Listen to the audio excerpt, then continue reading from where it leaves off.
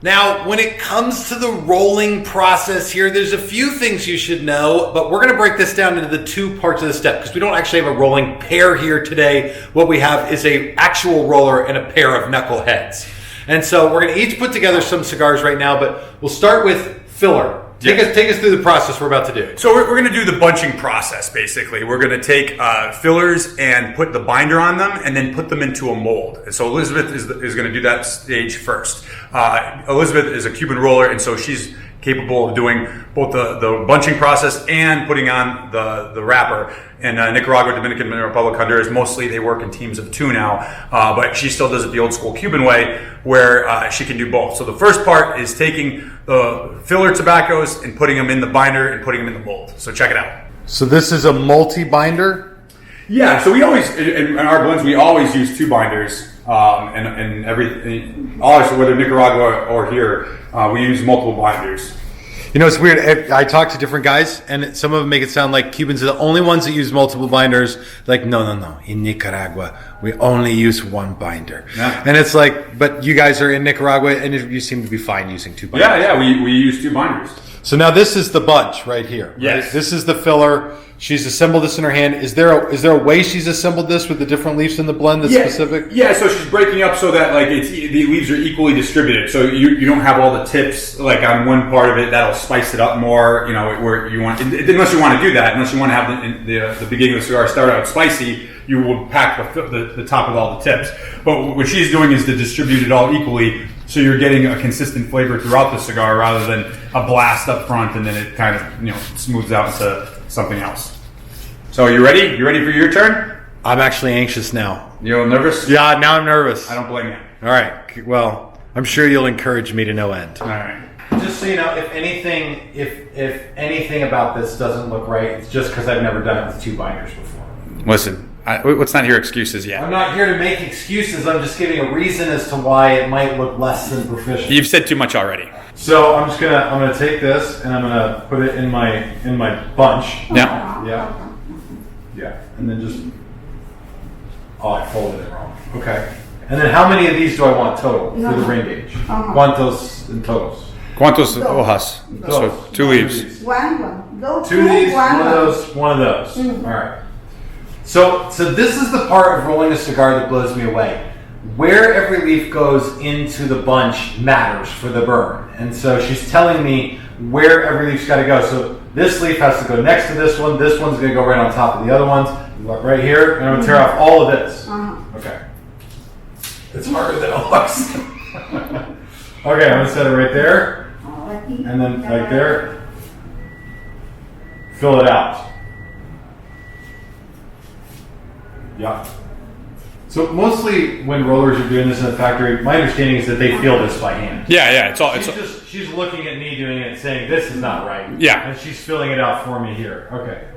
So I'm gonna put it over like that, and then roll. Now, how tight do I want to roll this? Does this really do anything? Cigar with no wrapper on it. So when your wrapper falls off your cigar and explodes, that's why it looks like a shriveled up thing, because it's just binder underneath. We're going to put the wrapper on after this and make these look beautiful and perfect. All right, dude. Show me up. Show me what's up. Okay. 2, 1, 1. ¿Está bien? Okay. Yeah. So I'm changing it up a little bit here as a different blend. So instead of using 99? Sí. So instead of using 299s, 198, 1 2012, I'm using 199, 298s. In 2012. This is like the equivalent of performance-enhancing drugs for rolling. She just gave him the secret ingredients to roll the better blend. But I'm not complaining. I'm not trying to call him out for it. I'm just saying, listen, if his cigar is better. This isn't my first rodeo. I'll be honest. It's true. I appreciate the fact that she's babysitting Terrence the same way she was. Well, if I don't allow them to help, they get nervous about their job. They feel bad. What do they need me for? This guy can do it all by himself. So I like to pretend I don't really know what I'm doing. It makes him feel better about it. Exactly, Okay, good. Elizabeth's is flexing right now. This is a major roller flex right here. So even filling it out, there's some technique to the filling it out. I spent 1 week getting ready to come here, asking myself how to get a really good crotch shot of Terrence. And this was the best I could come up with. I've been fighting you out for years. Yeah, I've noticed that when he rolls, his get like a fat blunt at the end of all of them. So yeah, we should fix that. Yeah, it's all in the forearms. I am a genius. His will barely fit in the mold because he put extra leaves in it. I stand by my creativity. So that's binder and filler. We're going to let this go in the mold here for a little bit. And then we're going to come back and put the wrappers on. Normally you would have two people sitting at a table doing this. One would be doing what Terrence and Elizabeth and I just did, and the other one would be just putting the wrapper leaf on. But as you know, as Terrence explained, she's Cuban style roller, so she can do the whole job, right? Is there a special name for that? Maybe, I don't know. Well, an expert, a virtuoso of cigars. All right, so yeah, he's like he said, we'll press these and then go put some wrappers on it. That's the exciting part to see. I have a confession to make. When I was rolling cigars, the hardest part for me was cutting the wrapper leaf into the shape that it's supposed to be. The other side, flip it. Flip it over. Yeah. Ah, okay, all right. So the shape is basically... You're like a surgeon. You know, dude, I just take pride in my work. I can tell. Yeah. This feels like the surgical part of the process. Don't get cocky. I'm trying not to. Yeah, you're talking during the, trying to give instructions to the viewers at home. When you roll your cigars at home, don't talk. Oh my God, look at that. Oh boy. Oh my goodness. Is there even a fix for this? Don't quit your day job. There it is. There you go. Cut to length. I call this Guardian of the Parking Lot. A little lesser known brand, but still a very good one. All right, dude, let's see you do better. All right. Derecho zurdo. Derecho? Okay. Sí, sí. Abra la caja. She's not saying C to El you suda. as much as she was saying it to me. Él suda.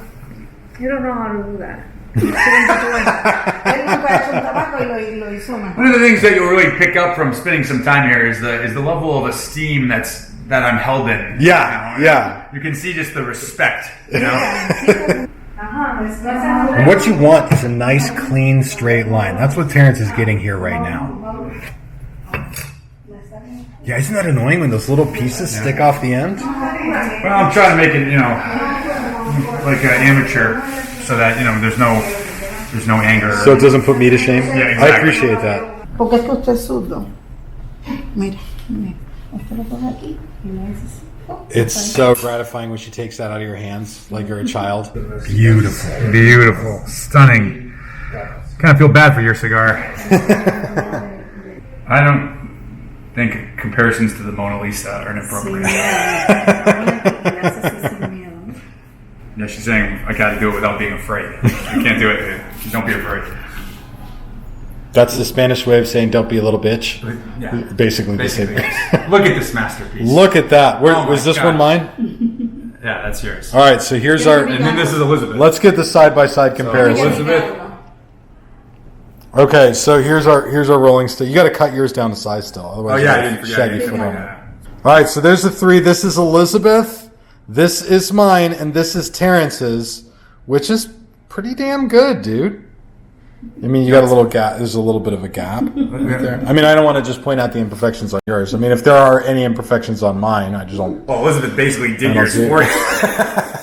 Yeah, my rolling skills, I'm not the best. There, I said it. I'm being honest. Wow, how humble. But my blending prowess is unequal. Well, we'll see about that.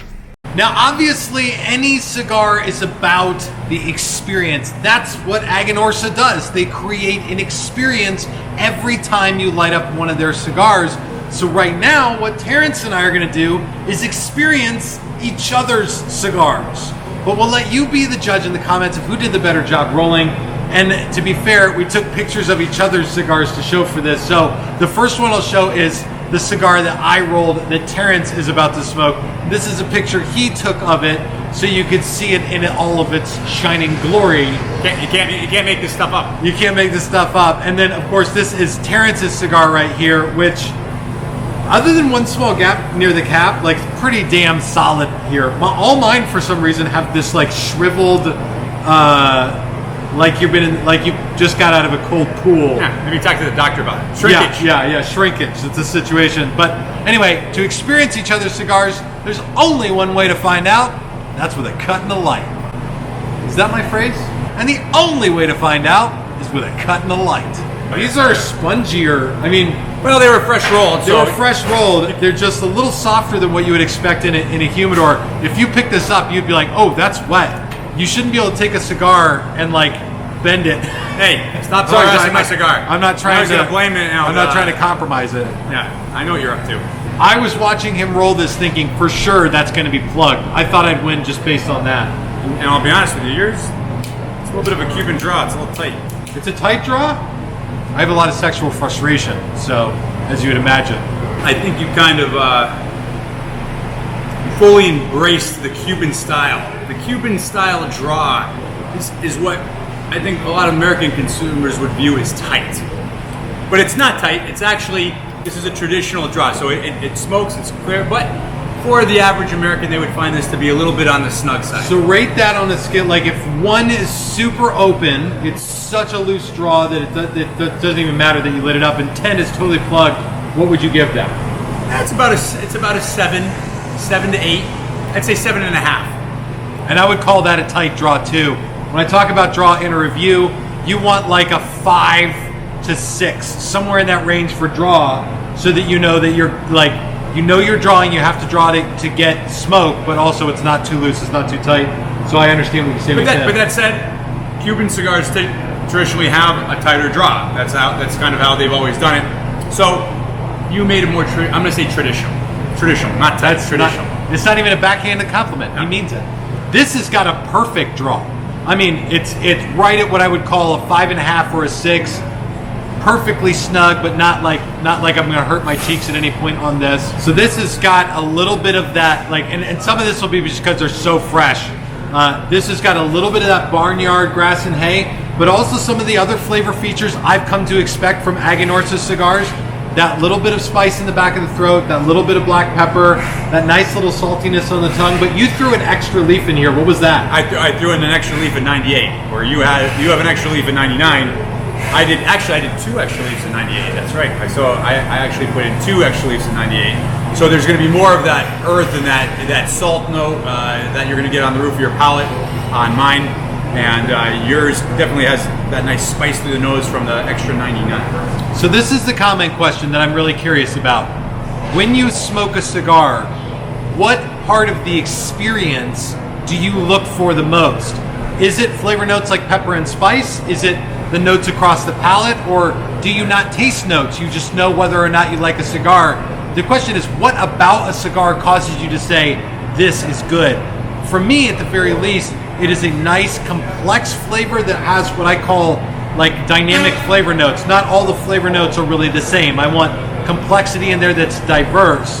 And this has that, a little bit of grass and hay to it, but also really nice cinnamon in this flavor. That nice saltiness on the roof of the mouth is definitely present, along with a little bit of spice in the back of the throat.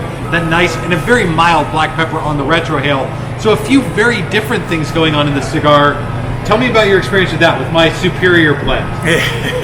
So, in fairness, I actually like 99 more than 98. So I made a blend that was more towards somebody else's palate, not necessarily mine. Yeah.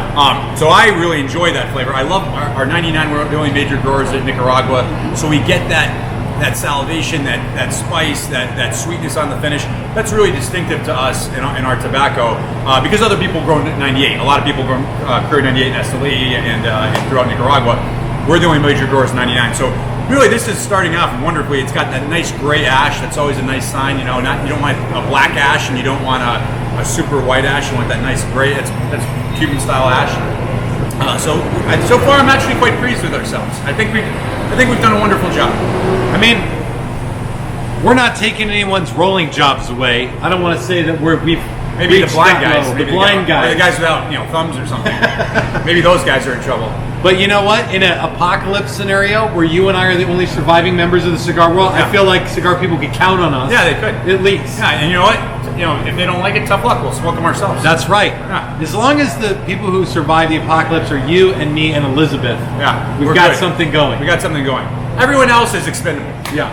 But the three of us, we're basically essential to the continuation of society, civilized society. Essential personnel. Yeah. Well, I got to tell you guys, this experience is something else. You guys, if you smoked Aganorsa cigars, you know about the quality of the leaf and everything that Aganorsa boasts about their cigars. It's made them such a world-famous brand.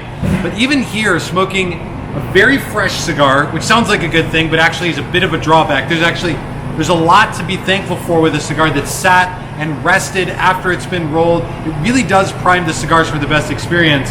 These, being a little bit more moist, still put out a lot of flavor, but it doesn't quite reach that level of Aganorsa that I've come to know with a well-rested cigar, something that's like just primed to be smoked. So You're seeing Jordan in high school.